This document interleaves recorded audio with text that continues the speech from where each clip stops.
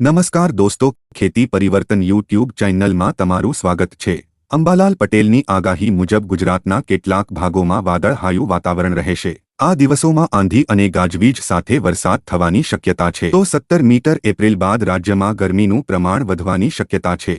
આ બાદ રાજ્યના કેટલાક ભાગોમાં 43 ડિગ્રી તાપમાનનો પારો જવાની શક્યતા છે। સૌરાષ્ટ્ર કચ્છમાં સાયક્લોનિક સર્ક્યુલેશન સક્રિય થયું છે, જેના કારણે રાજ્યના વલસાડ, નવસારી, સુરત, ભરૂચ, આણંદમાં, છોટાઉદેપુર, વડોદરા અને અમરેલીમાં વરસાદની સંભાવના છે।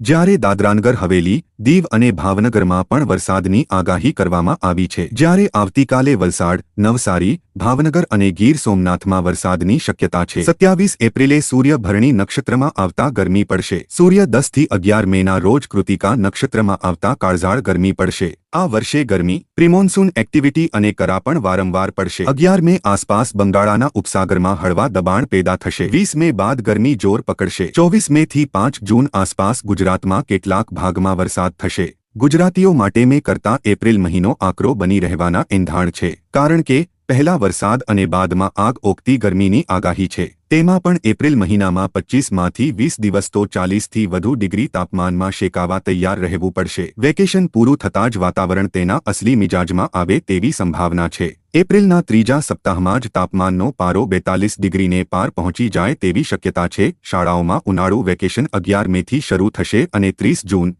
2024ના રોજ સમાપ્ત થશે। આમ કુલ 51 દિવસનું ઉનાળુ વેકેશન થશે। જો કે શિક્ષકોને શાળાની આવશ્યક પ્રવૃત્તિઓ માટે 2 દિવસ કામ પર આવવું પડી શકે છે। વિદ્યાર્થીઓ અને વાલીઓ સત્તાવાર વેબસાઇટ પર સૂચના ચકાસી શકે છે। આ ઉનાળાના વેકેશન દરમિયાન વિદ્યાર્થીઓને પ્રોજેક્ટ અને અસાઇનમેન્ટ પણ આપવામાં આવશે। શિક્ષણ નિયામકની કચેરીએ તમામ શાળાઓને 220 દિવસમાં અભ્યાસ કરવા અને તે મુજબ રજાઓનું આયોજન કરવા સૂચના આપી છે। કચરામાંથી ખેડૂતો બનાવી શકશે ખાતર, ખેતી ખર્ચમાં થશે ઘટાડો અને પાક ઉત્પાદનમાં થશે વધારો। ખાતરના ઢગલા ઉપર શેડ વગેરે મૂકવાથી તેને વરસાદથી બચાવી શકાય છે। આ ખાતરનું જૈવિક મૂલ્ય ગાયના છાણના ખાતર જેટલું છે। બગીચાના કચરામાંથી ખાતર બનાવીને પ્રદૂષણની સમસ્યા ઘટાડી શકાય છે। કાર્બનિક પદાર્થોને રિસાયક્લિંગ કરવાથી પણ જમીનની ફળદ્રુપતા જાળવી શકાય છે। બગીચાના કચરામાંથી બનાવેલું ખાતર એક ઉપયોગી પદ્ધતિ છે। ખેડૂતો બગીચાના કચરાને રિસાયકલ કરી લેન્ડફિલમાં જતા કચરાનું પ્રમાણ ઘટાડી શકે છે। બગીચાના કચરામાંથી બનાવેલ ખાતરમાં ગુણવત્તા સારી હોય છે। આ પ્રોસેસ દરમિયાન રોગોજીવાતો દૂર થાય છે। તેના દ્વારા ઉત્પાદન કરેલા ખાતરમાં ઉચ્ચ પોષક તત્વો હોય છે, જે ખેતરની ઉપજ અને પાકની ગુણવત્તામાં વધારો કરે છે। લોન લેનારા ખેડૂતો માટે ખુશખબર, આગામી બજેટમાં ખેડૂતો માટે થઈ શકે છે મોટી જાહેરાત। જે ખેડૂતો લોનની ચૂકવણી સમયસર કરે છે તો તેઓને દર વર્ષે 3%ની વધારાની વ્યાજમાં રાહત પણ મળે છે। આ ઉપરાંત ખેડૂતો લાંબા ગાળા માટે પણ લોન લઈ શકે છે, પરંતુ તેમાં વ્યાજ બજાર દર મુજબ ચૂકવવાનું રહે છે। આગામી નાણાકીય વર્ષ માટે કૃષિ લોનનો ટાર્ગેટ વધીને 22 થી 25 લાખ કરોડ રૂપિયા થઈ શકે છે। ચાલુ નાણાકીય વર્ષ માટે સરકારનો કૃષિ લોનનો લક્ષ્યાંક 20 લાખ કરોડ રૂપિયા છે। હાલ કેન્દ્ર સરકાર દ્વારા તમામ નાણાકીય સંસ્થાઓ માટે 3 લાખ રૂપિયા સુધીની ટૂંકા ગાળાની કૃષિ લોન પર 2% વ્યાજની છૂટ આપે છે। તેથી ખેડૂતોને વાર્ષિક 7%ના રાહત દરે 3 લાખ સુધીની લોન મળે છે। ખેડૂતોને વીજળી માટે વધુ સંસાધનો મળી રહ્યા છે। આમાંથી એક સોલાર પંપ છે, જેના દ્વારા ઇલેક્ટ્રિકલ કામ ખૂબ જ સરળતાથી થાય છે અને સિંચાઈ સરળતાથી થાય છે। ભારત સરકાર ખેડૂતોને સોલાર પંપ માટે પ્રોત્સાહન પણ આપી રહી છે। તેની સાથે જ તેના પર સબસિડી પણ આપવામાં આવી રહી છે। ગૂગલની નવી ટેકનોલોજી, તમે ટેક્સ્ટ લખીને બનાવી શકશો વિડિયો। જાણો કેવી રીતે। ગૂગલે હાલમાં જ એક નવી ટેકનોલોજી લોન્ચ કરી છે, જેની મદદથી તમે ટેક્સ્ટ લખીને વિડિયો બનાવી શકો છો। આ ટેકનોલોજીનું નામ લ્યુમિયર છે। લ્યુમિયર એ એક text two video generation model છે, જે એક જ પાસમાં વિડિયોના સમગ્ર ટેમ્પોરલ સ્પેન ફ્રેમ દ્વારા સમગ્ર વિડિયો બનાવે છે। આ ટેકનોલોજીનો ઉપયોગ કરીને તમે કોઈપણ વિષય પર વિડિયો બનાવી શકો છો, પછી તે સ્ટોરી હોય, ડાયરેક્ટેડ વિડિયો હોય કે મનોરંજન વિડિયો હોય। ચાર્જ કર્યા વગર 50 વર્ષ ચાલશે ન્યુક્લિયર બેટરી। જાણો મોબાઈલથી લઈને ડ્રોન સુધી કેટલી થશે ઉપયોગી। બેટરી બનાવનારી કંપનીનું કહેવું છે કે આ બેટરી એકદમ અલગ છે। તેને ન તો સતત ચાર્જિંગની જરૂર પડશે કે ન જાળવણીની। આ બેટરી ન્યુક્લિયર એનર્જી પર ચાલે છે. આનો ઉપયોગ ડ્રોન અને ફોન સહિત અનેક પ્રકારના સાધનો માટે થઈ શકે છે. એક્સ-રે રેડિયેશન સિસ્ટમ બાદ હવે ચીને ખાસ પ્રકારની બેટરી તૈયાર કરી છે. તેને ચાર્જ કર્યા વગર 50 વર્ષ સુધી વાપરી શકાય છે. બેટરી બનાવનારી ચીની સ્ટાર્ટઅપ કંપનીનું કહેવું છે કે આ બેટરી એકદમ અલગ છે.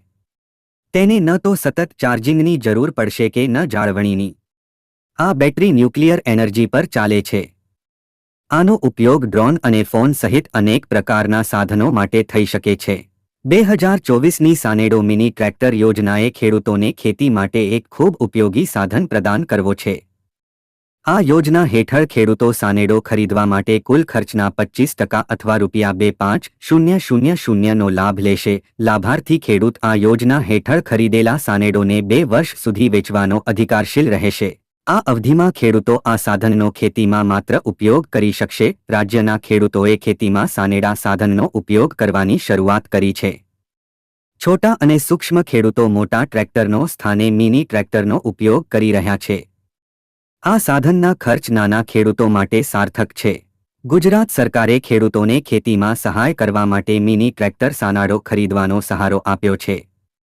આ યોજનામાં ખેડૂતોને ride on self propelled multipurpose toolbar સેનિડો ખરીદવા માટે મદદ થશે. ગુજરાત સરકાર ખેડૂતો માટે ઘણી યોજનાઓ અમલમાં મૂકી રહી છે, જે આઈ ખેડૂત પોર્ટલ દ્વારા એક્સેસ કરી શકાય છે, જ્યાં વિવિધ વિભાગોમાંથી ઓનલાઈન અરજીઓ ઉપલબ્ધ છે. આઈ ખેડૂત પોર્ટલ પર એક યોજના છે જેની ચર્ચા કરવામાં આવી રહી છે, જેનું નામ છે તાડપત્રી સહાય યોજના. જેમાં ખેતીવાડી માટે તાડપત્રી સહાય યોજના વિશે વિગતો છે. તાડપત્રી સહાય યોજનાનો ગુજરાત રાજ્યના ખેડૂતો ખેતીના વિકાસ માટે સક્રિયપણે પ્રયત્નશીલ છે. કૃષિ સહકાર વિભાગે ઈ-ખેડૂત પોર્ટલ રજૂ કર્યું છે, જેના દ્વારા ખેડૂતો ઘરે બેઠા ઓનલાઈન અરજી કરીને વિવિધ કૃષિ યોજનાઓનો લાભ મેળવી શકે છે. રાજ્યમાં નાના, સીમાંત અને મોટા ખેડૂતો માટે નાણાકીય સહાય અત્યંત જરૂરી છે.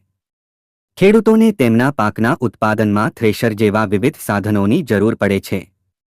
તેથી આ જરૂરિયાતોને પહોંચી વળવા માટે તેમને સીધી સહાય, ખાસ કરીને થ્રેશર સહાય યોજના દ્વારા જરૂરી છે.